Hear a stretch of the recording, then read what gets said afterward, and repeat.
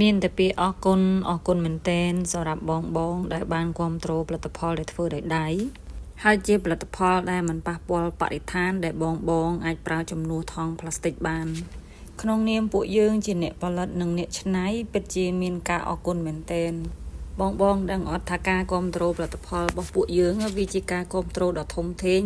សម្រាប់ដូនចាស់ដែលនៅក្នុងភូមិគាត់អត់មានការងារធ្វើគាត់អត់មានចំណូលរាល់ការដែលបងទម្លាក់ការកំងគឺពួកគាត់រំភើបគាត់សប្បាយចិត្តហេតុអីដោយសារតែគាត់អាចមានចំណូលខ្លះហើយម្យ៉ាងទៀតផ្លូវចិត្តរបស់គាត់ក៏ធូរស្រាលដែរណាបងតួយ៉ាងដូចខ្ញុំឃើញពួកគាត់រាល់ថ្ងៃខ្ញុំឃើញស្នាមញញឹមរបស់ពួកគាត់ខ្ញុំពិតជាមានសេចក្តីសុខក្នុងចិត្តជាខ្លាំងហើយរឹតតែធ្វើឲ្យខ្ញុំនឹងមានកម្លាំងចិត្តពេញទំហឹងក្នុងការផ្សព្វផ្សាយផលិតផលដ៏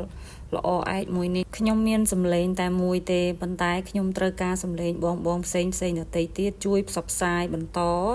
ហើយក៏ជួយគ្រប់គ្រងផលិតផលដែលធ្វើដោយដៃពីពួកយើងដែរប្រសិនបើពួកយើងអាចរួមគ្នាផ្សព្វផ្សាយផលិតផលដែលធ្វើដោយដៃផលិតផលដែលនៅក្នុងស្រុកនោះខ្ញុំជឿថានឹងមានការគ្រប់គ្រងកាន់តែខ្លាំងឡើងពីមួយថ្ងៃទៅមួយថ្ងៃ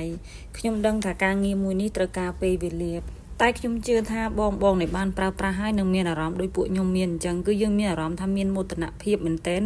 ក្នុងការប្រើប្រាស់ផលិតផលដែលមិនប៉ះពាល់ទៅដល់បរិស្ថាន